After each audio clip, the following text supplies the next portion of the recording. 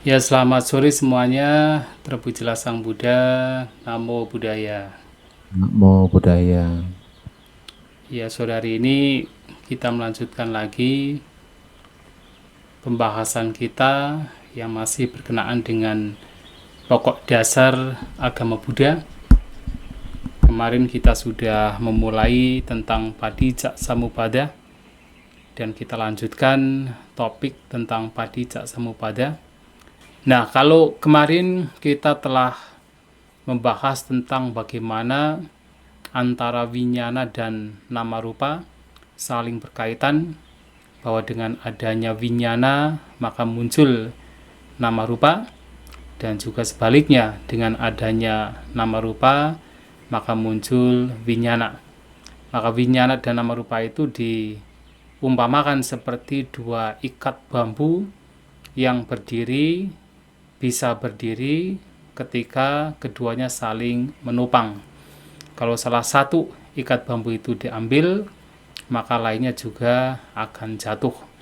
Nah, demikian pula winyana bisa bertahan itu karena mendapatkan pijakannya, mendapatkan cengkramannya pada nama rupa, dan nama rupa juga bisa bertahan karena dicengkram, dipijak oleh winyana. Maka di dalam praktik meditasi terutama adalah vipassana, maka sesungguhnya seseorang itu diajak untuk melatih batin agar tidak selalu mencari objek. Nah, dengan cara adalah melihat apapun objek yang diperhatikan oleh batin sebagai tidak kekal, yang membawa duka penderitaan dan juga yang tidak ada intinya. Nah, dengan melihat anicca, dukkha, dan anatta pada setiap objek, setiap fenomena yang muncul, maka di situ batin dilatih untuk tidak menggenggam, untuk tidak mencari pijakan pada objek. Nah, kesadaran juga dilatih untuk tidak menggenggam. Nah, cara demikian yang pada akhirnya sesungguhnya ya ketika winyana tidak menggenggam objek, menggenggam yaitu ya objek yang diperhatikan atau nama rupa, maka nama rupa lenyap karena tidak dicengkram.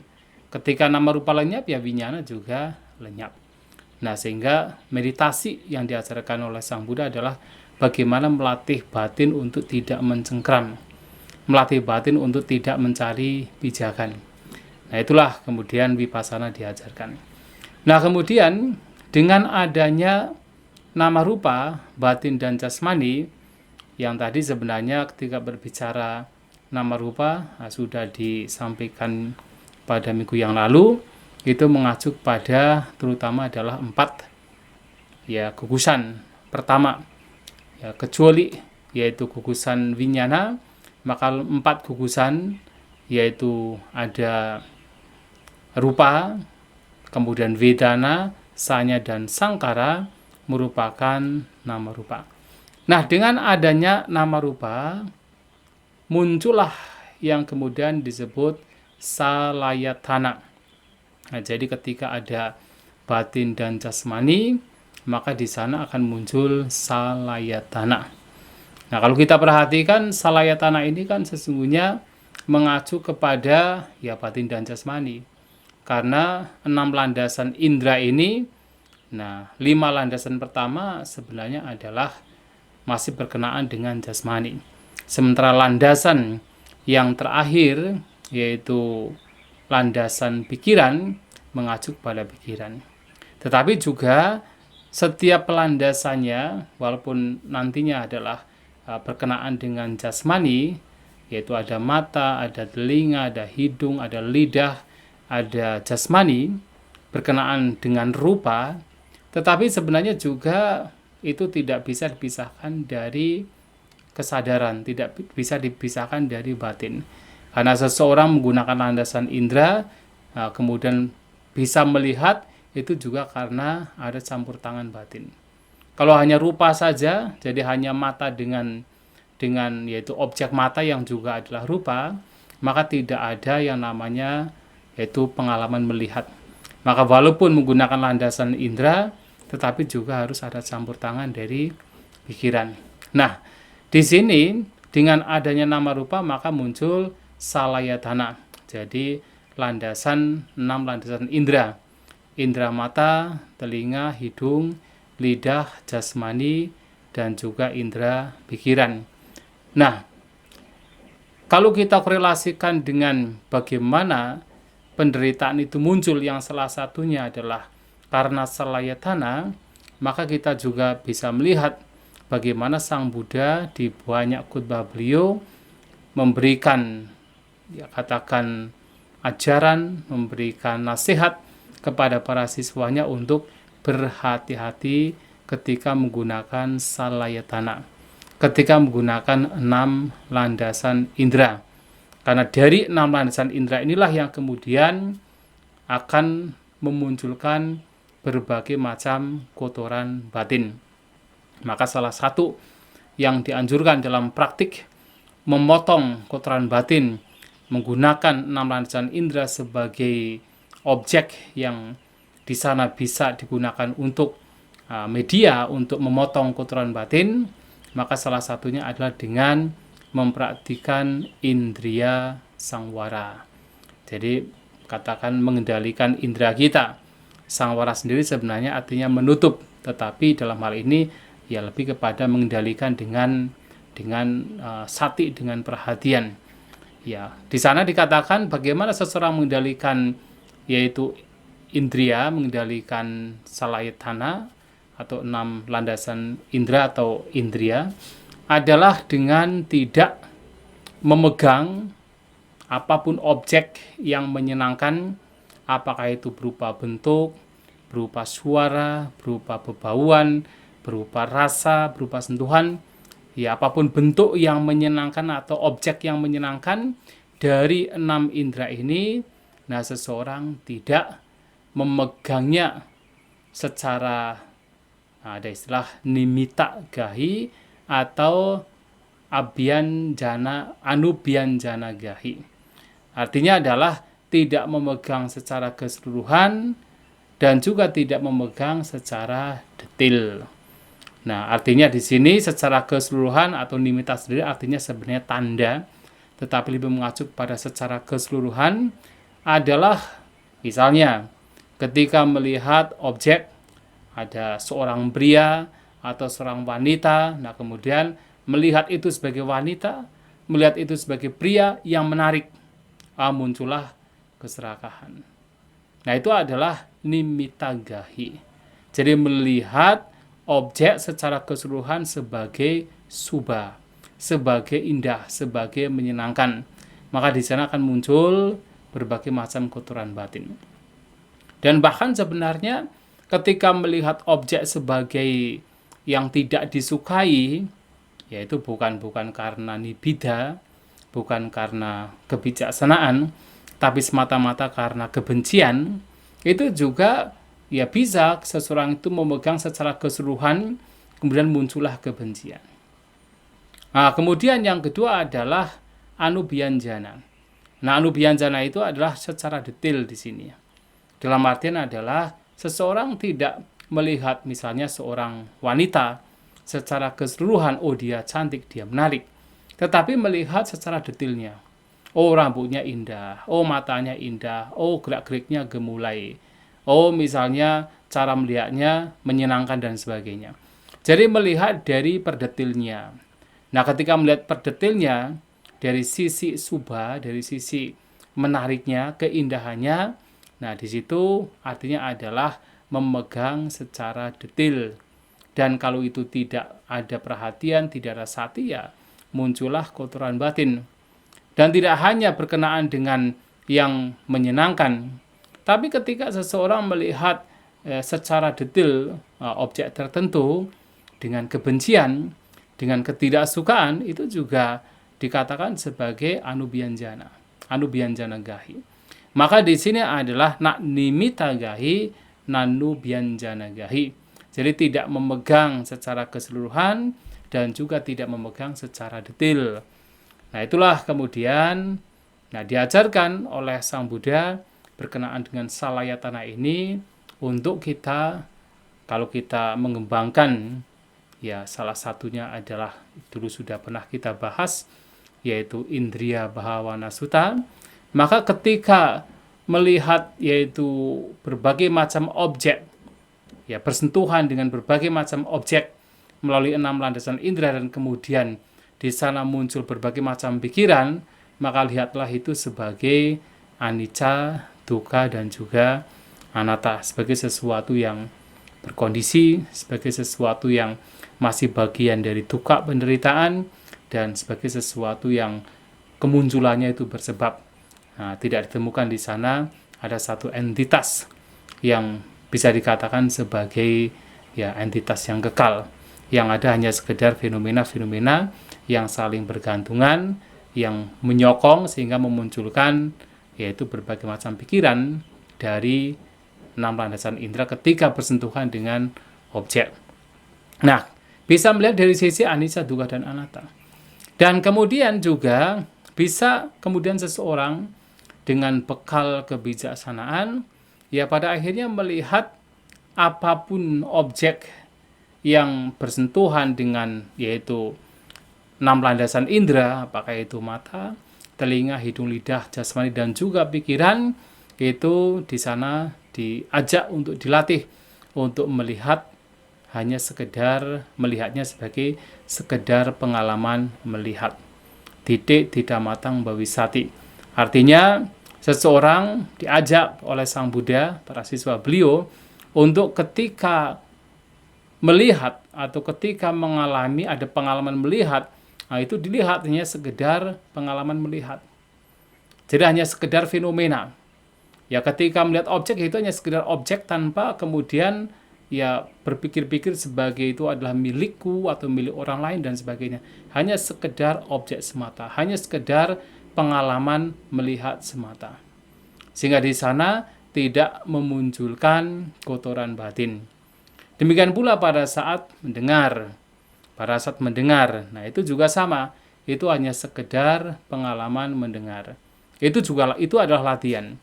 Pada saat membaui, ya bebauan, itu juga hanya sekedar pengalaman hidung. Pengalaman yaitu ada bebauan. Pada saat kita merasakan makanan atau meminum minuman atau air minum, itu juga hanya sekedar pengalaman semata. Nah, kalau seseorang bisa melatih demikian, berkenaan dengan 6 landasan indera itu juga bagian dari praktik yang diajarkan oleh Sang Buddha. Maka salayatana ini yang nantinya membawa berbagai macam kotoran batin, itu juga di sana bisa dipotong dengan kita memperhatikan setiap yaitu katakan pengalaman-pengalaman dari 6 landasan indera yang ketika bersentuhan dengan objeknya masing-masing. Nah, di sana disertakan kebijaksanaan. Nah, untuk bisa demikian ya maka harus ada sati, harus ada perhatian. Maka seperti yang di awal juga sudah saya sampaikan, yaitu memang ketika ada 6 landasan indera ini, ya banyak sekali kotoran batin yang bisa muncul. Nah, untuk bisa mendeteksi satu persatu setiap pengalaman-pengalaman yang muncul ya berkenaan dengan masing-masing dari indera, maka seseorang membutuhkan sati, membutuhkan perhatian, membutuhkan kewaspadaan supaya kalau ada pengalaman yang muncul itu terdeteksi. Ketika mendeteksi pengalaman yang muncul, ya di situ dengan perhatian juga akan memunculkan pengetahuan, pemahaman bahwasanya ketika ada pengalaman tertentu ada tidak kotoran batin yang muncul. Nah, ketika ada kotoran batin, nah maka kebijaksanaan dibutuhkan untuk yaitu memotongnya, untuk melenyapkannya. Nah, ini juga cara yang harus kita lakukan berkenaan dengan salayatana. Ya, sebenarnya kalau hanya sekedar salayatana saja itu tidak begitu bermasalah. Masalahnya adalah ketika salayatana ini kemudian kontak dengan objeknya masing-masing. Maka pernah juga diumpamakan oleh Sang Buddha bahwa salayatana ini diibaratkan seperti perkampungan kosong. Jadi 6 landasan indera itu seperti perkampungan kosong. Tetapi kemudian kampung kosong itu adalah tempat di mana para perampok itu berdiam. Jadi setiap kali para perampok katakan habis merampok harta benda dari masyarakat tertentu, kampung tertentu, kemudian pulang ke kampung tersebut sebagai tempat berdiamnya. Nah, artinya adalah itu tempat yang berbahaya. Nah, Salayatana juga sama. Itu seperti kampung kosong, sepertinya aman, tetapi itu adalah sarang para perampok. Nah, para perampok tidak lain adalah objek-objek dari masing-masing indera. Ya, para perampok yang berbahaya inilah yang sebenarnya ketika kembali berdiam di kampung tersebut yang membawa hal-hal yang sifatnya membahayakan. Artinya, kalau hanya sekedar daging mata atau daging telinga, daging hidung, daging lidah, itu ya hanya sekedar daging. Seperti kampung kosong. Tapi kemudian ketika ada objek-objek yang menyentuh, yaitu indera kita, ada bentuk yang bersentuhan dengan mata, ada suara bersentuhan dengan telinga, ada hidung bersentuhan dengan bebauan, ada rasa bersentuhan dengan makanan bersentuhan dengan lidah, ada berbagai macam katakan kondisi seperti panas, dingin, pukulan, apapun itu yang bersentuhan dengan jasmani. Nah, itulah kemudian di sana memunculkan berbagai macam problem, berbagai macam masalah. Maka itu diibaratkan seperti para perampok yang datang. Nah, melihat bahaya dari 6 landasan indera ini ketika bertemu dengan para perampoknya, atau di sini adalah masing-masing objeknya, itulah kenapa seseorang kemudian oleh Sang Buddha, terutama kepada para siswa beliau, kemudian diajak untuk melatih batin agar senantiasa waspada, sadar terhadap gerak-gerik Salayatana, terhadap gerak-gerik dari 6 landasan indera ketika bertemu dengan objek. Nah, itu adalah latihannya, itu juga cara untuk memotong agar duka penderitaan tidak berlanjut. Nah, tetapi kemudian sebenarnya ketika ada Salayatana, secara otomatis sebenarnya ada Phassa juga. Jadi kalau kita melihat dari Madhubindika Sutta, proses dari pikiran kan dengan adanya mata dan bentuk, maka muncullah kesadaran mata, caku vinyana. Nah, dengan ketiganya itu bergabung, maka akan muncul Phassa kontak. Artinya pada saat ada mata, ada bentuk, itu sudah ada caku vinyana. Selama memang itu adalah fisik yang memang bukan fisik yang mati, bukan orang yang mati. Maka begitu ada mata, ada bentuk, kemudian di situ akan ada kesadaran mata. Nah, ketika ketiganya ada, maka muncul Phassa, muncul kontak. Sentuhan itu sudah muncul. Jadi sentuhan itu muncul karena ada ketiganya. Ada mata, ada bentuk, ada kesadaran mata. Ada telinga, ada suara, ada kesadaran telinga. Ada hidung, bebauan, kesadaran hidung. Ada lidah, ada rasa, kemudian ada kesadaran rasa, maka muncul Phassa, muncul kontak. Nah, kontak ini juga perlu dikatakan perlu diwaspadai. Sebenarnya orang kan kebanyakan kan berdasarkan pengalaman-pengalamannya lampau yang barangkali mendapatkan kesenangan tertentu. Nah, seseorang itu sebenarnya selalu berupaya untuk mencari sentuhan. Jadi Phassa itu adalah sentuhan, Phassa. Nah, seseorang itu selalu berusaha untuk mencari sentuhan, terutama adalah sentuhan-sentuhan yang menyenangkan, sentuhan-sentuhan yang dianggap membawa kenikmatan. Apakah sentuhan antara mata dengan objek tertentu, atau telinga dengan suara tertentu, hidung dengan bebauan tertentu, lidah dengan rasa tertentu, jasmani dengan sentuhan jasmani tertentu. Nah, itu ketika seseorang itu pernah mengalami pengalaman-pengalaman yang menyenangkan, misalnya pernah suatu kali pernah makan di sebuah restoran tertentu, restoran Jepang misalnya, makanannya enak. Nah, kemudian seseorang kalau tidak hati-hati cenderung untuk mencari sentuhan yang sama, sentuhan antara lidah dengan rasa, yaitu ketika mendapatkan makanan di restoran Jepang Atau misalnya pernah mendengarkan suara yang merdu yang indah lagu tertentu. Karena itu tidak ada perhatian, tidak ada upaya untuk melenyapkan kotoran batin ketika sentuhan tersebut muncul, maka cenderung seseorang itu mencari sentuhan yang sama, mencari bahasa yang sama, mencari sentuhan yang sama. Oh, itu ada itu pengalaman yang menyenangkan berkenaan dengan telinga dengan suara. Nah, keinginan-keinginan untuk mencari berbagai macam sentuhan ini juga harus segera dideteksi, karena Sang Buddha juga menyampaikan, berbicara tentang bagaimana makhluk-makhluk itu bisa bertahan di alam tumbuh lahir, itu disebabkan karena makanan, ya. Jadi karena ada 4 jenis makanan. Saya kira saya sudah pernah memberitahukan, yaitu ada makanan dari yang disebut sebagai kabalingkara ahara, memang makanan yang kita makan secara fisik, ya, nasi, sup, ice cream dan sebagainya, itu kabalingkara ahara. Dan juga ada makanan yang disebut phasa. Nah, ini phasa.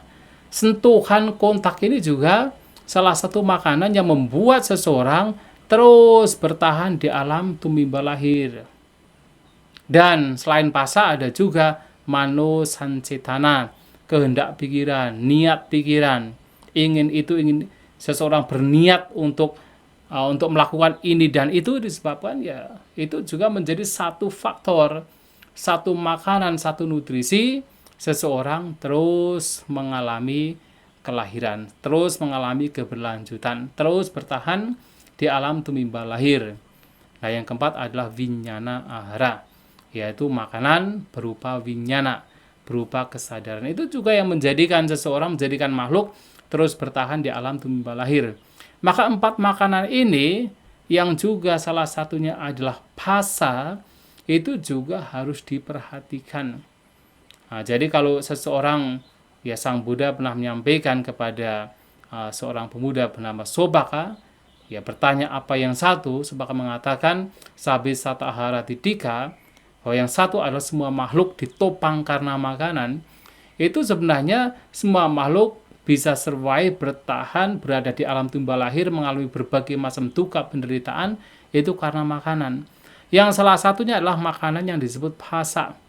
Ya, karena adanya kontak. Nah, seseorang terus menginginkan kontak-kontak yang menyenangkan. Nah, itulah kemudian seseorang akan terus mengalami keberlanjutan, tidak pernah berakhir keberlanjutannya. Maka phasa ini juga harus dipahami, dimengerti sebagai faktor yang membawa seseorang pada berbagai macam kotoran batin dan membawa seseorang pada berbagai kelahiran-kelahiran di alam tumbuh lahir. Ya, memang kadang-kadang kelahiran di alam menyenangkan, kadang-kadang terlahir di alam menderita. Tetapi apapun kelahirannya, itu adalah penderitaan. Itu sesuatu yang tidak katakan worthwhile, bukan sesuatu yang menjadi idaman, terutama yang memperhatikan ajaran Buddha. Nah, oleh sebab itu, ketika berbicara tentang bahasa, maka ada satu perenungan yang baik untuk kita renungkan. Nah, phasa. Nah, jadi melihat phasa ini sebagai sesuatu yang membahayakan, sebagai sebuah penderitaan. Jadi sementara kebanyakan orang selalu mengejar mencari sentuhan-sentuhan yang dulu pernah memberikan seperti kenikmatan, kebahagiaan, tetapi Sang Buddha menyampaikan untuk melihat phasa sebagai penderitaan. Nah, perumpamaan diberikan seperti halnya seekor sapi yang kulitnya itu di tubuhnya dikuliti. Jadi kulitnya dikelupas. Jadi tinggal daging saja dan masih hidup. Jadi ketika seekor sapi atau bahkan binatang, mungkin kita juga sama, kalau kulitnya itu dikelupas saja mungkin untuk beberapa saat masih hidup. Ya, tidak mati. Nah, seperti seekor sapi yang dikuliti sehingga tidak memiliki kulit, hanya daging terbuka, dimanapun dia bersandar, ketika dia bersandar di air, maka binatang-binatang yang berada di air itu akan mengejar, akan memakannya, atau akan katanya memakan atau menggigitnya. Dan ketika dia berada di darat, kemudian binatang-binatang atau makhluk-makhluk lain yang ada di darat juga berusaha untuk memakannya. Dan ketika dia berada di angkasa juga sama, makhluk-makhluk yang di angkasa juga akan berusaha untuk memakannya. Ketika dia bersandar di pohon juga sama, bersandar di tembok juga sama, makhluk-makhluk yang ada di tembok, di pohon juga akan berusaha mengejarnya, berusaha untuk memakannya. Dan karena itu kemudian sapi tersebut mengalami penderitaan yang begitu hebat. Ternyata begitu pula melihat pasa, melihat sentuhan sebagai hal yang sama. Nah, sementara orang melihat pasa sentuhan sebagai sesuatu yang menyenangkan, memberikan kenikmatan, tetapi Sang Buddha menganjurkan kita untuk melihat sentuhan sebagai sesuatu yang sebenarnya memberikan banyak penderitaan. Bahkan seandainya seseorang itu mengejar sebuah sentuhan berkenaan dengan misalnya pencapaian jana, itu baik. Tetapi apapun itu, ketika itu dikejar, itu diingini, seseorang mencapainya atas dasar keinginan yang bukan sebagai kebijaksanaan dhamma, melihatnya sebagai anicca, dukkha, dan anatta, bukan demikian, nah itu juga masih membawa kepada kelahiran. Dan walaupun itu adalah kelahiran yang baik, pada akhirnya juga masih bersifat tidak kekal. Dan ketika kelahiran yang baik itu lenyap, maka seseorang bisa terlahir di alam yang menderita. Ujung-ujungnya adalah penderitaan. Dan itu semua itu muncul juga karena seseorang itu terus mengejar sentuhan. Maka pasak sentuhan di sini harus dilihat sebagai sesuatu yang membahayakan.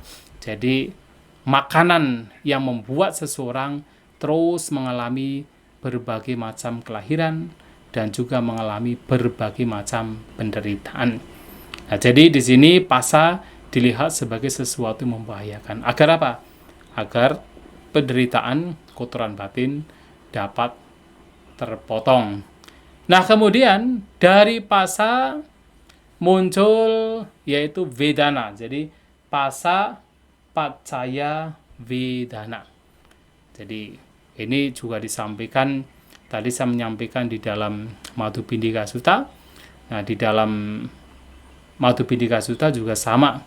Jadi tidak hanya di dalam 12 faktor yang kemunculannya bersebab, dalam Madhubindika Sutta juga disampaikan sama, bahwa pasa paccaya vedana. Dengan adanya sentuhan, maka muncullah perasaan. Nah, jadi muncul vedana. Jadi semacam perasaan yang menyenangkan ketika sentuhan dengan objek itu, yang objek-objek yang memberikan kenikmatan, maka muncul perasaan yang menyenangkan. Kemudian kalau yang objek yang bersentuh itu adalah tidak menyenangkan, nah muncul perasaan tidak menyenangkan. Demikian pula ketika objeknya itu netral, maka muncul perasaan yang netral. Nah, tetapi juga biasanya di dalam 12 faktor yang kemunculannya bersebab itu, ya secara garis besar itu disebutkan di sana ada 6 jenis perasaan, yaitu perasaan yang muncul karena kontak dengan mata. Jadi caku sampa saja vedana. Nah, jadi perasaan yang lahir yang muncul karena kontak dengan caku, dengan mata. Dan juga adalah perasaan yang muncul karena kontak dengan telinga, hidung, lidah jasmani, dan juga pikiran. Secara garis besar biasanya ada 6 jenis perasaan.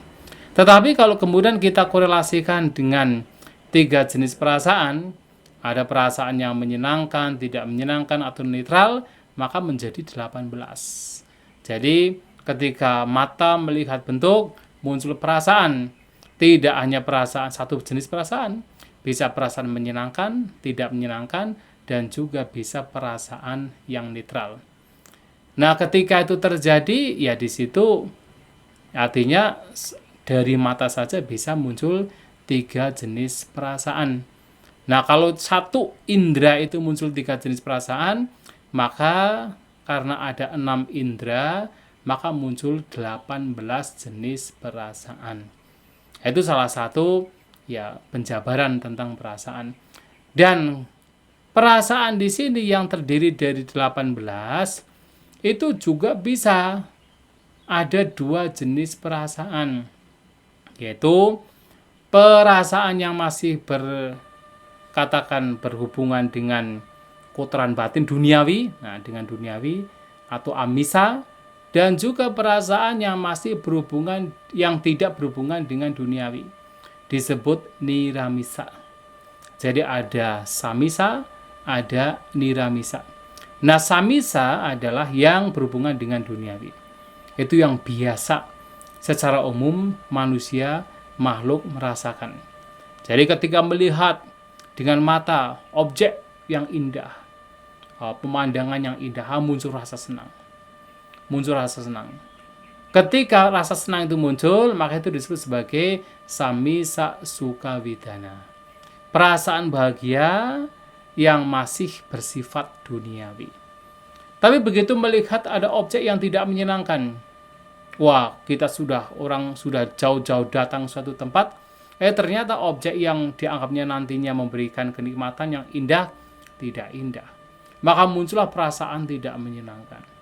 Nah, ketika itu muncul karena melihat objek dengan mata, maka disebut sebagai dukkha samisa dukkha vedana. Nah, itu masih bersifat duniawi. Dan bahkan ketika muncul perasaan yang netral karena objek tertentu, tidak menyenangkan dan juga bukan tidak menyenangkan, netral, biasa.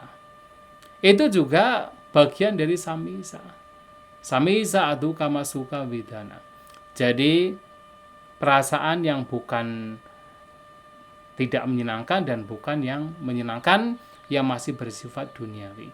Nah, ini dari melihat, nanti dari mendengar juga sama, ada 3.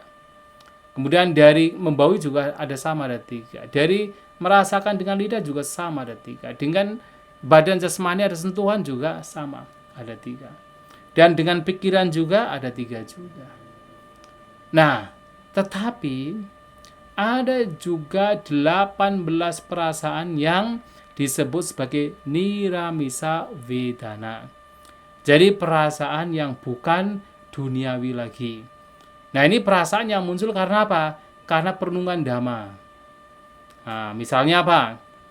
Misalnya pada saat seseorang melihat objek yang menyenangkan, awalnya muncul perasaan bahagia. Wah, bagus, tempatnya indah, menyenangkan sekali. Angin sepoi-sepoi, banyak dedaunan hijau dan sebagainya, ada sungai yang mengalir, pokoknya indah. Itu perasaan yang masih duniawi. Tetapi kemudian ada perenungan, wah ini juga tidak kekal, ini juga tidak bisa dipertahankan. Apa yang menyenangkan ini juga pasti akan dilepas, tidak selamanya bisa digenggam, bisa dipertahankan. Ketika muncul perenungan demikian, ada rasa bahagia lain. Bahagia karena perenungan dhamma. Karena melihat objek yang menyenangkan, direnungkan, muncul rasa bahagia karena dhamma. Nah, itu disebut niramisa sukha vedana. Perasaan yang menyenangkan, yang bukan duniawi. Itu karena apa? Perenungan dhamma. Nah, tetapi juga ada juga perasaan yang menyenangkan, yang tidak menyenangkan, yang itu juga bukan duniawi. Seperti apa? Seperti misalnya ketika seseorang itu mengalami sesuatu, apakah dari melihat, dari mendengar, membaui, dari merasakan, dari bersentuhan. Nah, sebagai contoh misalnya katakan mendengar suara-suara yang tidak menyenangkan. Kemudian muncul perenungan, inilah yang disebut sebagai dukkha. Selama seseorang masih hidup di alam tumbal lahir, maka harus masih mengalami berbagai macam dukkha penderitaan, yang salah satunya adalah dengan mendengarkan suara yang tidak menyenangkan. Mendengarkan barangkali celaan, hinaan dari orang yang tidak menyukainya. Nah, merenungkan demikian, kemudian muncul rasa kapan saya bisa terbebas dari penderitaan ini. itu bukan perasaan menyenangkan. Begitu muncul ada pikiran, kapan saya bisa bebas dari berbagai macam pengalaman ini yang betul-betul merupakan penderitaan. Kapan saya bisa terbebas dari kotoran batin ini. Nah, ketika muncul pemikiran demikian, kemudian muncul perasaan demikian yang tidak menyenangkan, tetapi karena itu adalah muncul karena perenungan Dhamma, maka itu disebut sebagai niramisa dukkha vedana. Perasaan tidak menyenangkan yang bukan duniawi, dan itu lebih baik. Itu lebih baik. Nah, yang ketiga adalah perasaan yang netral, yang bukan juga duniawi, juga niramisa atau kama sukha vedana. Perasaan yang tidak merupakan bukan yang tidak menyenangkan dan juga bukan menyenangkan, yang adalah non duniawi, yang itu adalah UPK. Nah, itu juga bisa muncul. Ya, seperti misalnya yang pernah saya sampaikan tadi, juga saya sebutkan salah satu sutanya adalah Indriya Bhawana Sutta. Nah, ketika seseorang merenungkan tentang berbagai macam pikiran yang muncul dari sisi anicca, dukkha, dan anatta, nah, kemudian seseorang juga merenungkan yaitu tentang ada sesuatu yang lebih unggul, sesuatu yang mendamaikan, yadidang UPK, yaitu adalah UPK, keseimbangan batin. Inilah sebenarnya niramisa atau kama sukha vedana. Perasaan yang netral, yang bukan duniawi atau non duniawi.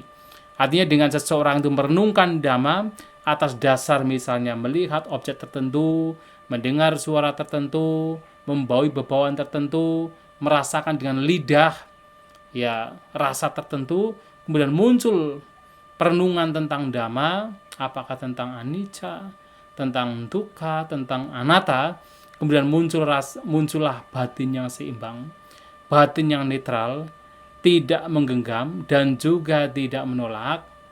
Itu disebut sebagai niramisa adu kama sukha vedana. Itu juga disebut sebagai UPK, UPK yang muncul atas perenungan Dhamma, atas dari kebijaksanaan. Nah, ini juga baik untuk kita kembangkan. Jadi ada 18 yang masih duniawi, ada 18 yang masih yang dikatakan non duniawi. Dari dua kelompok ini tentu yang patut untuk dikembangkan adalah yang 18 terakhir. Yang 18 kelompok kedua, yang niramisa. Sementara yang samisa ini ketika dikembangkan berbagai macam perasaan yang masih sifatnya duniawi, itu yang membawa berbagai macam kotoran batin.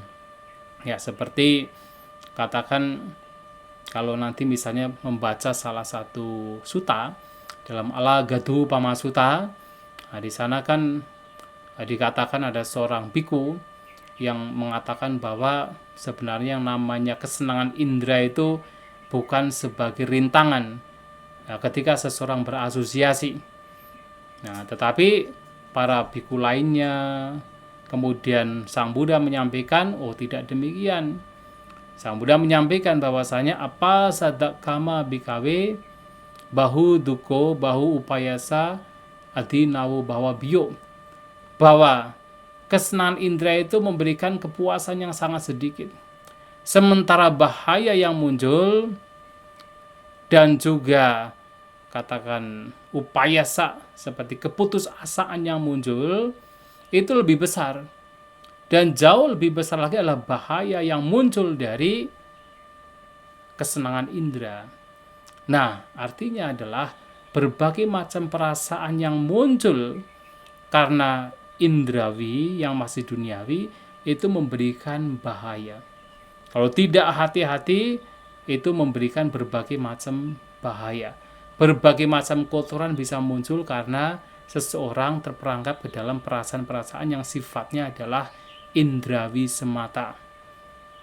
Nah, maka ada satu pernyataan dari, ini juga disampaikan dalam banyak khutbahnya, beberapa khutbah lainnya, bahwa ketika seseorang yaitu mengalami perasaan yang menyenangkan, ya di sana biasanya akan disertai dengan kotoran batin yang disebut sebagai raganusaya.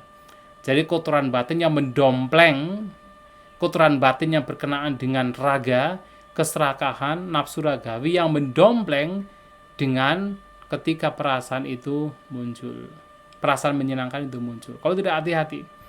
Dan ketika muncul perasaan yang tidak menyenangkan, kalau tidak hati-hati, seseorang tidak punya kewaspadaan, tidak punya kebijaksanaan, nah di sana biasanya akan muncul disertai dengan yaitu yang disebut patiganusaya. Kotoran batin yang mengikuti, yang mendompleng dengan bersama dengan perasaan yang tidak menyenangkan. Nah, kotoran batin ini berupa patiga, ketidaksukaan, kebencian itu muncul. Dan bahkan ketika ada perasaan yang netral, bukan menyenangkan, bukan tidak menyenangkan, yang sifatnya adalah duniawi. Nah, biasanya kalau tidak ada perhatian, nah seseorang bisa terperangkap ke dalam yaitu avijja nusaya atau kotoran batin yang mengikuti perasaan yang netral dan itu berkenaan dengan avijja, ketidaktahuan, kebodohan.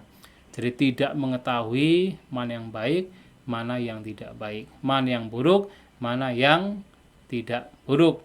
Tidak mengetahui bahwa perasaan yang dialami pun juga sifatnya tidak kekal, bagian dari dukkha, dan itu bukan sebagai entitas, bukan sebagai person, itu hanya sekedar fenomena perasaan semata. Tidak mengetahui demikian, maka itu disebut sebagai avijja. Dan itu terjadi kalau seseorang mengikuti perasaan yang sifatnya duniawi. Maka perasaan yang sifatnya duniawi itu adalah apasada, memberikan kesenangan yang sangat sedikit, tapi bahaya keputusasaan yang nanti muncul itu lebih besar. Lebih besar lagi adalah yaitu bahaya yang muncul. Karena apa? Di sini orang yang karena berbagai macam perasaan, seorang mencari-cari berbagai macam perasaan bisa melakukan berbagai macam tindak kejahatan. Ya, orang melakukan pembunuhan, melakukan pencurian, perzinahan, orang berbohong kan sebenarnya karena apa? Perasaan. Karena mengejar perasaan yang menyenangkan dan menolak perasaan yang tidak menyenangkan, membenci perasaan yang tidak menyenangkan. Dan karena itulah kemudian seseorang melakukan berbagai macam kejahatan. Dan dampak dari kejahatan adalah penderitaan, bahkan kelahiran-kelahiran di alam yang menderita. Dan bukankah itu adalah bahaya yang lebih besar. Maka perasaan-perasaan yang demikian ini, yang masih duniawi ini harus, ini bukan perasaan yang perlu dikembangkan, tetapi itu harus disadari, harus dipahami secara menyeluruh agar tidak memunculkan kotoran batin. Nah, oleh sebab itu ketika muncul perasaan, maka itu harus diperhatikan. Apapun perasaan yang muncul, itu harus diperhatikan. Maka salah satu praktik dari meditasi yang diajarkan Sang Buddha tidak lain adalah Vedanupasana, yaitu perenungan terhadap perasaan. Jadi melihat perasaan, memperhatikan, mengawasi perasaan dengan sati, dengan sampajana, dengan perhatian, dengan kebijaksanaan. Untuk apa? Supaya kotoran batin ketika muncul bersama dengan perasaan itu akan terdeteksi. Dan ketika terdeteksi, ya peran dari kebijaksanaan akan memainkan fungsinya, yaitu memotong, melenyapkan kotoran batin yang muncul bersamaan dengan perasaan. Nah, perasaan ini menjadi salah satu objek atau landasan bagi perhatian di dalam 4 landasan perhatian. Itu adalah Vedanupasana, perenungan terhadap perasaan. Nah, maka ya ini juga penting sebagai objek meditasi supaya tidak terperangkap ke dalam berbagai macam kotoran batin. Kalau bisa memotong di sana, ya kotoran batin lenyap. Maka Sang Buddha dalam khotbah lainnya menyampaikan bahwasanya ketika ada perasaan yang menyenangkan, maka di sana biasanya muncul raganusaya. Tetapi begitu melihat perasaan yang menyenangkan, di sana pula seseorang memungkinkan untuk memotong raganusaya.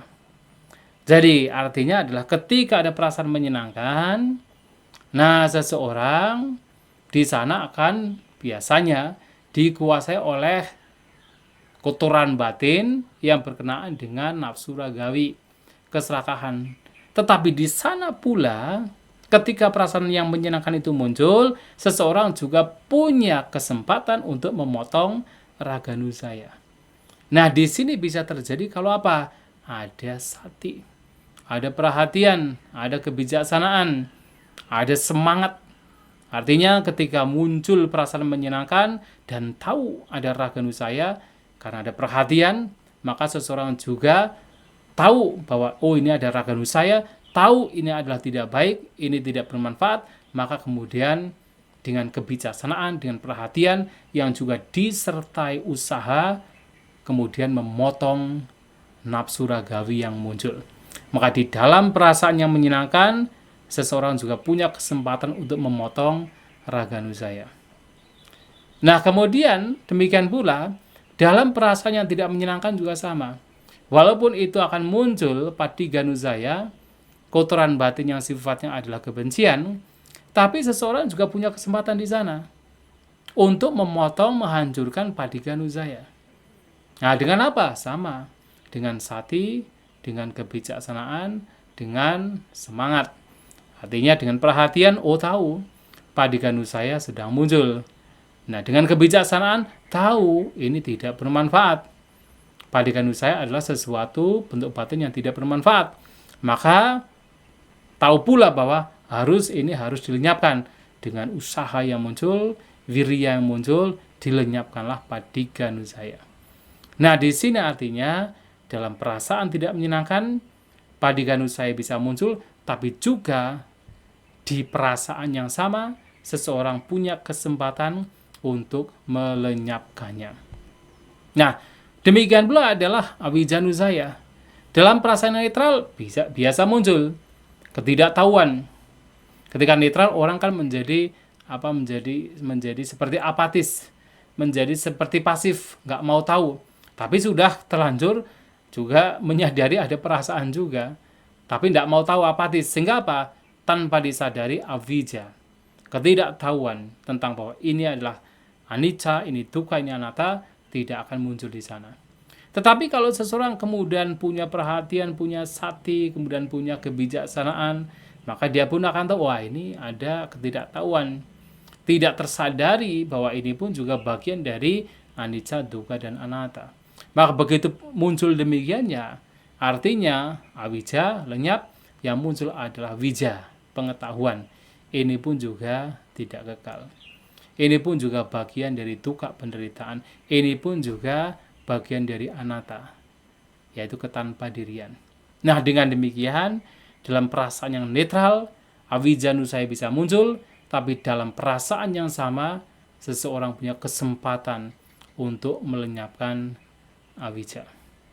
Nah, saya kira untuk sementara sampai di sini, barangkali kalau ada pertanyaan, saya persilahkan. Ya.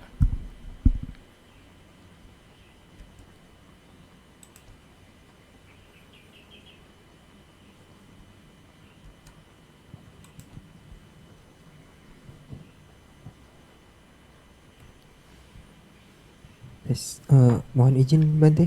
Silakan.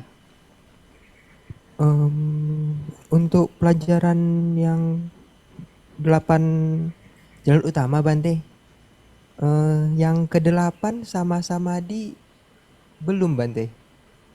Mohon dijelaskan secara singkat aja dulu mungkin Bante. Terima kasih. Oh, belum ya? Belum Bante. Saya pikir sudah, makanya sudah masuk ke ini Padijja Samuppada ya. Makanya saya pikir sudah selesai gitu ya. Ya, sama-sama dia. Maaf ya, karena belum, jadi ini sudah terlanjur masuk ke dalam Padijja Samuppada. Ya, kita bisa bicara singkat tentang sama-samadhi. Nah, sama-samadhi atau konsentrasi yang benar biasanya mengacu kepada 4 pencapaian jhana.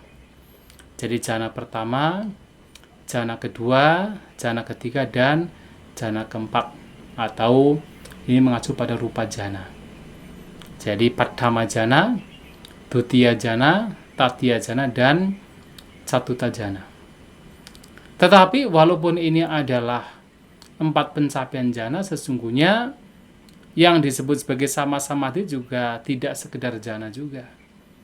Kalau kita mengacu kepada khutbah Sang Buddha di dalam terutama Mahacattarisaka Sutta dapat dikatakan sebagai sama-samadhi atau konsentrasi yang benar kalau konsentrasi tersebut disertai dengan 7 faktor lainnya dalam jalan mulia berunsur 8. Artinya ketenangan konsentrasi yang muncul kemudian membawa kepada pencapaian jhana itu dikatakan sama samadhi, bukan hanya sekedar samadhi tapi sama samadhi sebagai faktor sang jalan kalau juga di sana ada pandangan benar.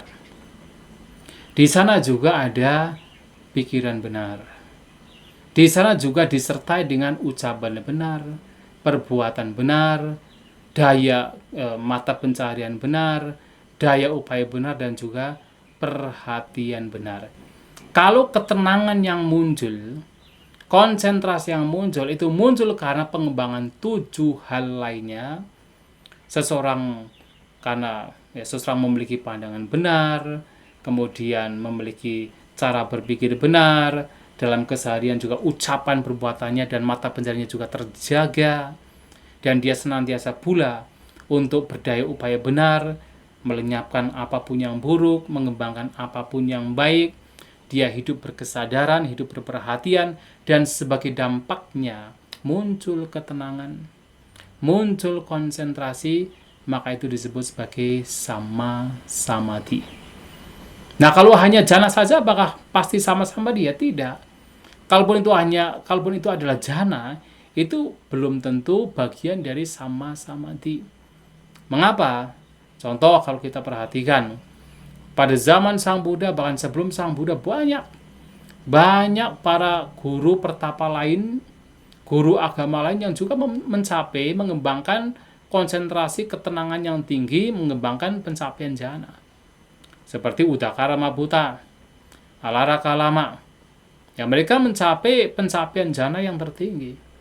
Alara Kalama mencapai Akincanayatana, landasan kekosongan, itu lebih tinggi daripada rupa jhana, lebih tinggi dari Padama, Dutiya, Tatiya, Catuca jhana, bahkan lebih tinggi dari 2 pencapaian arupa jhana lainnya, yaitu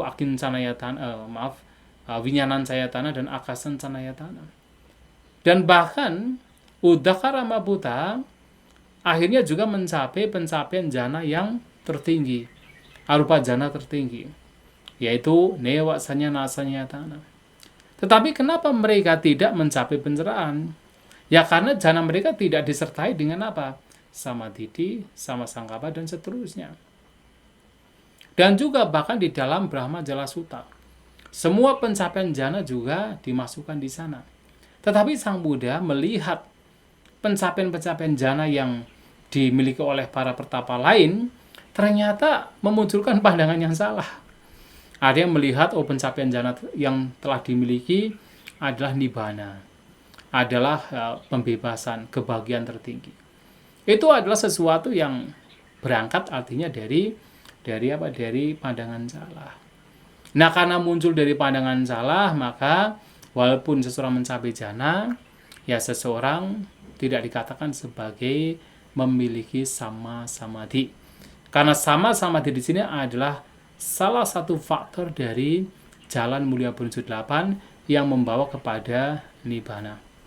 Maka sama samadhi di sini walaupun mengacu kepada pencapaian jhana atau dengan kata lain ketenangan, samatha juga. Karena kalau kita bicara samadhi, definisi yang diberikan dalam kitab suci kan yaitu cittasa ditta, keteguhan batin, cittasa awikepo, batin yang tidak berpencar, kemudian cittasa ekagato, batin yang terpusat, dan juga adalah samato, batin yang tenang.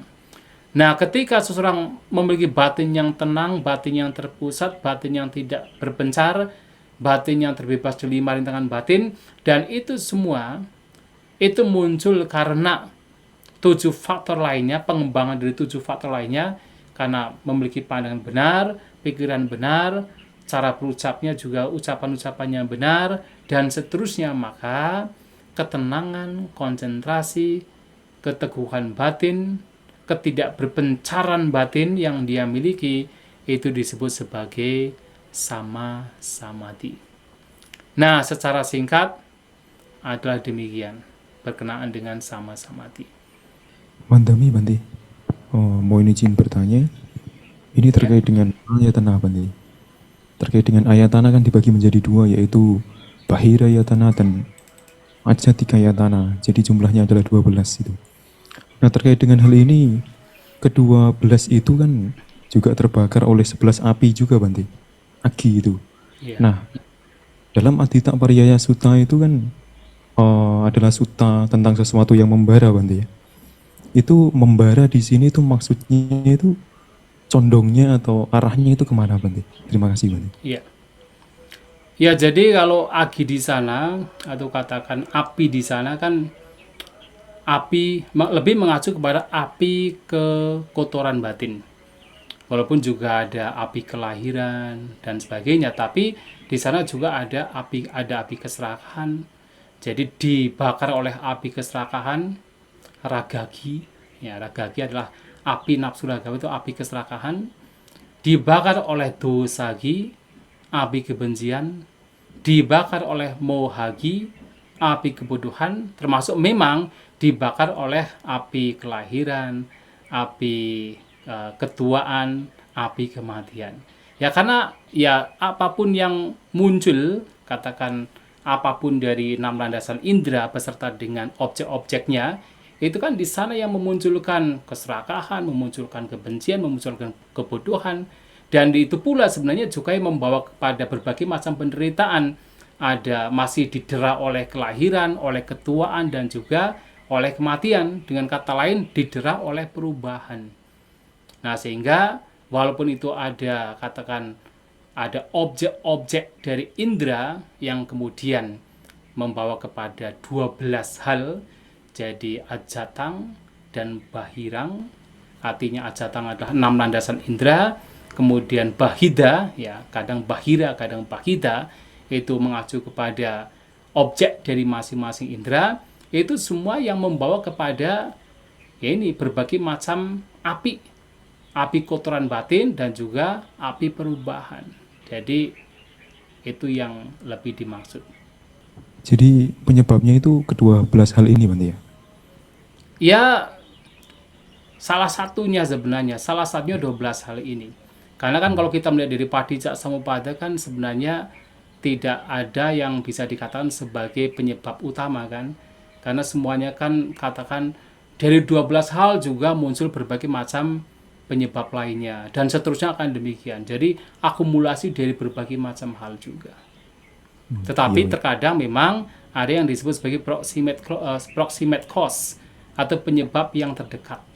Nah, tetapi penyebab yang terdekat ini pun juga disebabkan oleh penyebab-penyebab lainnya, maka saling berkorelasi dengan hal-hal lain juga. Siang Wandami Bante. Iya, baik. Saya ingin minta pendapat Bante berkenaan ini Bante. Berkenaan kan dalam meditasi ini, jika menggunakan objek Brahmawihara, ini ada objek tertentu yang beberapa objek yang memunculkan, apakah itu yang perasaannya muncul itu, yang bahagia itu termasuk samisa atau niramisa suka wedana Bante dalam hal ini ya.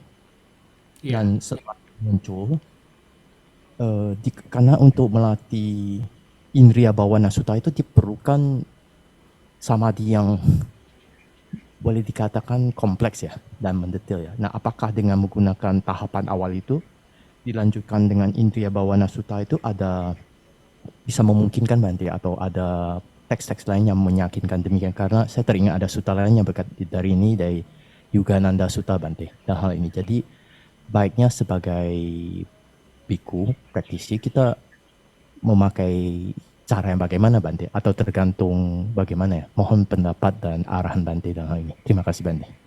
Iya, tentu sangat memungkinkan. Jadi kalau yang disampaikan oleh Awusu kan samata pubanggamang wipassanang baweti sebenarnya. Jadi mengembangkan batin dengan pertama adalah samata dikembangkan, kemudian lanjut dengan vipassana. Nah, dalam hal ini dengan mengembangkan salah satunya adalah Brahma Vihara. Nah, ini juga disampaikan di dalam khutbah yaitu Attaka Nagara Sutta. Nah, dalam Attaka Nagara Sutta itu ada 11 cara untuk bisa mencapai pembebasan. Nah, di antara 11 cara tersebut, salah satu caranya adalah, yang 4 di antaranya adalah dengan mengembangkan 4 Brahma Vihara. Dia mengembangkan metta, karuna, mudita, dan juga UPK.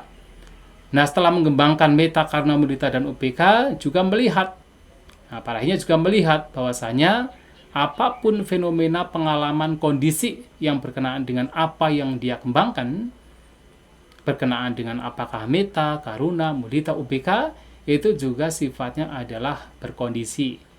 Masih sesuatu yang masih berkondisi. Sesuatu yang juga padijak samupanang. Sesuatu yang kemunculannya juga muncul karena berbagai macam sebab. Ya, dengan kata lain sebenarnya itu adalah anicca, dukkha, dan anatta.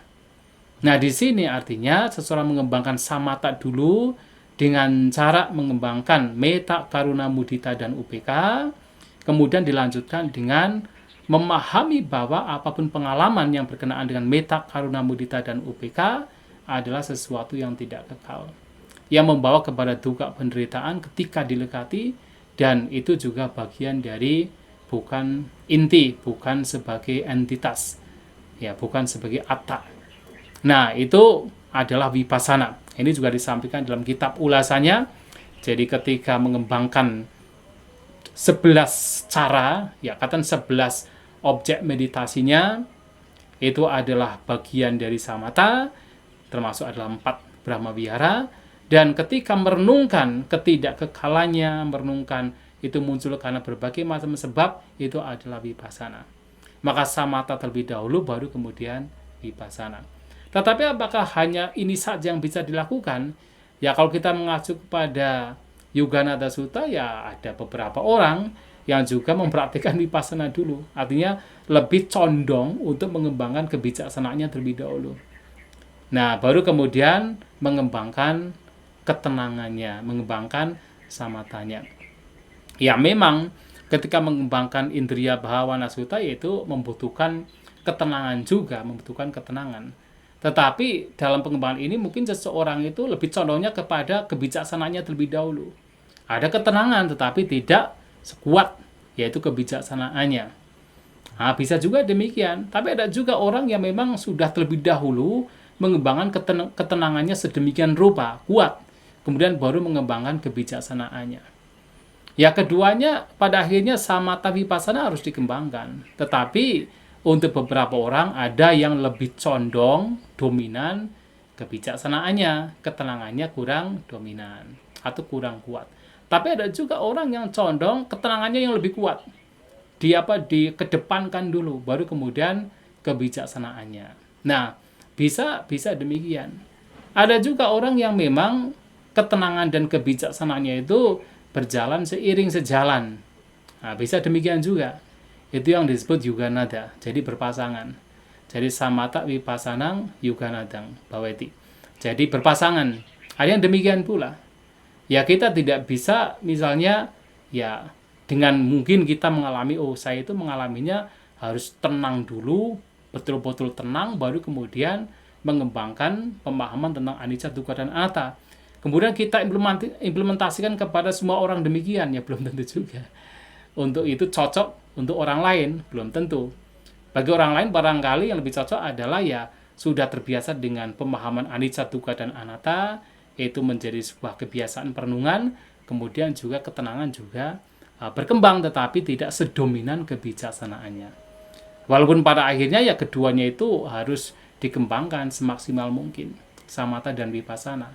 Dengan kata lain, ketenangan dan kebijaksanaan itu harus dikembangkan sedemikian rupa. Jadi tidak bisa hanya mengembangkan hanya salah satunya saja, tidak bisa. Ya, seperti misalnya kan dalam konteks seseorang mencapai kesucian, seperti yang Sang Buddha sampaikan kan ada dua, yaitu Saddhanusari dan Dhammanusari. Itu pasti demikian. Nah, Sadanusari dan Dhammanusari. Sadanusari itu adalah orang yang mencapai kesucian di mana batinnya itu lebih cenderung dominan keyakinan dibandingkan kebijaksanaannya. Nah, Dhammanusari adalah seseorang yang mencapai pembebasan, mencapai kesucian, yang batinnya itu lebih cenderung kepada kebijaksanaannya, bukan keyakinannya. Tetapi apakah seseorang itu yang cenderung punya keyakinan tidak ada kebijaksanaan? Ya, ada kebijaksanaannya, tetapi tidak sedominan keyakinannya. Orang mencapai kesucian dengan dominan adalah keyakinannya, bukan berarti tidak ada kebijaksanaan. Kebijaksanaan harus ada di sana, tetapi tidak sedominan keyakinannya. Nah, orang mencapai kesucian dengan kebijaksanaan yang menjadi garda depannya atau yang paling dominan, bukan berarti tidak punya keyakinan. Keyakinan harus di sana. Nah, keyakinan harus di sana walaupun tidak sedominan kebijaksanaannya. Nah, keduanya itu tetap harus ada di sana. Nah, demikian pula di sini samatha dan vipassana juga sama. Ada yang lebih dominan samatha, ada yang lebih dominan vipassana. Tapi keduanya harus dikembangkan. Mana yang bisa dikembangkan terlebih dahulu, itu bisa masing-masing. Ya. Penegasan dari Bante. Berkenaan Brahma Wihara ini, perasaan yang kan ada beberapa objek itu yang menunjukkan itu termasuk kategori samisa atau niramisa, Bante? Oh ya. Ya, kalau itu adalah perasaan yang muncul bukan sekedar kesenangan indera, tentu itu juga bagian dari niramisa. Jadi yang samisa itu adalah yang sekedar kesenangan indrawi. Tapi kalau dalam konteks yaitu Brahma Vihara kan itu bukan kesenangan indrawi. Itu bukan kesenangan indrawi lagi. Seseorang yang mengembangkan pencapaian jhana itu juga perasaan, walaupun itu tidak menggunakan anicca, dukkha, dan anatta. Itu juga perasaan juga. Tapi itu juga bagian dari niramisa. Itu bagian dari yang bukan duniawi. Makanya kan pernah Sang Buddha, ya beliau sebagai bodhisattva pada waktu itu, ketika mempraktikkan penyiksaan diri kan pada akhirnya kan sadar untuk meninggalkan penyiksaan diri. Kenapa beliau sadar? Beliau sadar bahwasanya selama ini tuh takut dengan kebahagiaan. Nah, ingat, dulu pernah mencapai pencapaian jhana pada saat masih kecil, ketika ada perayaan membajak, menanam padi, dibawa oleh orang tuanya ke satu perayaan di sawah itu. Dia duduk sebagai seorang pangeran di bawah pohon jambu. Nah, di sana mencapai pencapaian jhana pertama. Itu disampaikan oleh Sang Buddha di dalam Mahasaccaka Sutta. Kemudian muncul perenungan. Wah, apakah ini ya yang bisa membawa kepada kesucian? Karena selama ini beliau itu takut untuk mengalami kebahagiaan. Beliau berpikir bahwa pembebasan, kesucian, atau bebasnya dari penderitaan hanya bisa dicapai dengan cara menderita. Tidak mungkin dengan cara bahagia. Tetapi kebahagiaan yang muncul pada saat beliau masih kanak-kanak, mencapai pencapaian jhana pertama, itu bukan kebahagiaan yang sifatnya indrawi. Jadi bukan samisa. Tapi itu adalah kebahagiaan yang bukan indrawi, tapi kebahagiaan yang justru bebas dari indrawi, bebas dari yaitu kesenangan indrawi, dan itu tidak membahayakan. Kemudian beliau berpikir, inikah jalan yang membawa kepada pembebasan? Nah, dari situlah kemudian beliau kembali mempraktikkan kehidupan yang normal, mulai berpindah patah, mulai makan, sampai tubuhnya sehat, dan suatu saat kemudian bertemu dengan Sujata, mendapatkan makanan yang kemudian dikenal sebagai makanan dari Sujata itu. Ada yang tahu? Nasi Sujata. Nasi Sujata. Apa itu ya? Matu payasa ya. Bubur atau apa? Matu payasa, Bante. Iya, madu payasa, betul, madu payasa itu aneh kadang-kadang, maaf saja ya. Pernah saya makan madu payasa, tapi kok bubur jadinya. Padahal madu payasa itu adalah sebenarnya ya nasi, jadi nasi yang memang dicampur dengan madu, dengan susu, dengan apodako. dengan sedikit air. Artinya nasi yang masih bisa dibuat gumpalan gitu kan. Ya nasi seperti nasi kita sebenarnya. Coba kalau kita lihat di India, yang pernah ke India itu kan nasinya kan pure-pure gitu kan. Tidak ada airnya sama sekali. Nah, begitu nasinya itu ada airnya itu masih bisa masih lembut, bisa dibuat gumpalan, itu yang disebut sebagai madu payasa. Makanya kan ketika mendapatkan makanan dari Sujata kemudian dibuat gumpalan menjadi 49 gumpalan. Nah, dimakan. Jadi nasinya masih bisa dibuat gumpalan, bukan bubur. Kalau bubur tidak bisa dibuat gumpalan.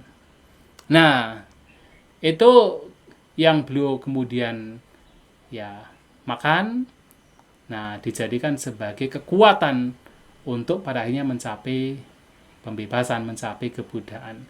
Yang dalam pencapaian kebudayaan Sang Buddha sendiri dengan juga mengawali dengan yaitu membawa batinya mencapai pencapaian jana.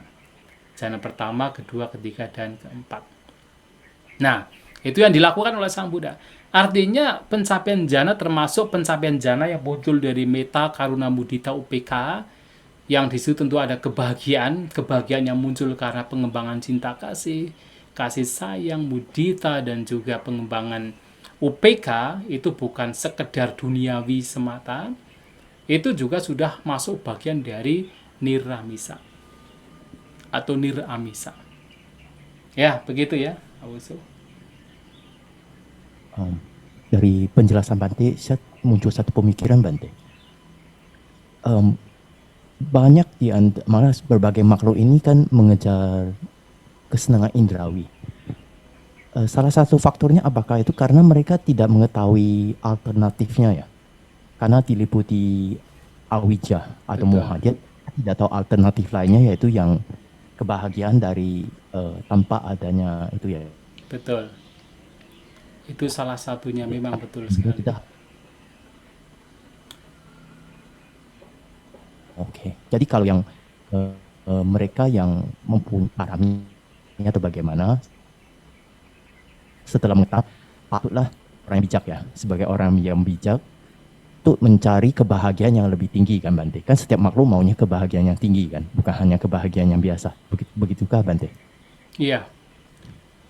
Tadi agak terputus-putus, tapi dari apa yang disampaikan barangkali yang dimaksud adalah bahwa yang salah satu yang menyebabkan seseorang itu tidak mau terbebas itu karena tidak tahu ada cara lain, ada kebahagiaan lain. Itu memang betul. Jadi salah satunya adalah tidak tahu bahwa ada kebahagiaan di luar kebahagiaan indrawi. Itu salah satunya. Dan bahkan kalaupun seseorang itu telah pernah mengalami ada kebahagiaan yang di luar indrawi, kesenangan indera, misalnya pencapaian jana, pun belum tentu tahu bahwa ada kebahagiaan yang muncul karena bebas dari segala kelahiran. Tidak tahu bahwa ada cara untuk terbebas dari kelahiran. Itu juga sesuatu yang sangat sedikit orang tahu.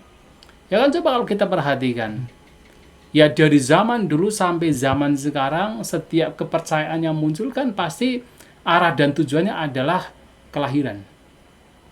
Ya kan? Dengan apapun yang dikatakan pasti adalah kelahiran. Setelah meninggal dunia, tujuannya adalah lahir di alam surga, menghindari neraka. Apapun kepercayaannya, apapun agamanya. Jadi masih ada sebuah keinginan, ada tanha, keinginan untuk berlanjut. Dan tidak ada ide sama sekali bahwasanya ada sesuatu yang berada di luar dari lingkaran sangsara, lingkaran tunggal lahir. Tidak ada ide sama sekali. Dan bahkan kalaupun seseorang barangkali ada ide, seperti misalnya bodhisattva, kan ada ide kan? Ada ide bahwa ada kemungkinan untuk terbebas dari, yaitu kelahiran, terbebas dari lingkaran tumbal lahir. Tapi kan belum tentu tahu caranya. Tahu caranya, cara agar bisa terbebas dari tumbal lahir. Nah, jadi memang untuk bisa memahami dhamma sedemikian rupa, apalagi nanti sampai bisa mencoba untuk mempraktikkan, apalagi mereka yang pada akhirnya itu berhasil untuk terbebaskan, itu sangat-sangat luar biasa. Karena ini sesuatu yang sangat sulit untuk diperoleh. Dari pemahaman saja itu sesuatu yang sangat diperoleh. Karena kebanyakan makhluk pasti tujuannya adalah kelahiran. Ketika barangkali orang itu punya keinginan untuk terbebaskan pun tidak tahu caranya. Tetapi di dalam ajaran Buddha ini kemudian ditunjukkan bahwa ada kemungkinan untuk bisa terbebas dari apapun jenis kelahiran, termasuk kelahiran di alam surga sekalipun. Ada kemungkinan, dan tidak hanya membicarakan kemungkinan. Ya, kemungkinan untuk terbebaskan, tapi juga Sang Buddha menunjukkan cara untuk bisa terbebaskan, yaitu dengan jalan mulia berunsur 8. Nah, ini luar biasanya di situ. Nah, sekarang ya tinggal kita. Jadi sudah ditunjukkan jalannya, apakah kita mau praktekkan atau tidak. Nah, itu. Nah, jadi ya memang salah satunya memang tidak ada ide bahwa ada kebahagiaan yang lain. Dan kalaupun tahu ada kebahagiaan yang lain, juga tidak ada ide bahwa ada sesuatu yang berada di luar dari itu, dari kebahagiaan, bahkan kebahagiaan niramisa sekalipun. Karena kebahagiaan niramisa pun juga harus ditinggalkan juga pada akhirnya. Harus ditinggalkan, kita tidak menetap di sana. Hanya berkutat dalam kebahagiaan niramisa, itu pun juga harus ditinggalkan juga. Ya, demikian ya, Pak Musa.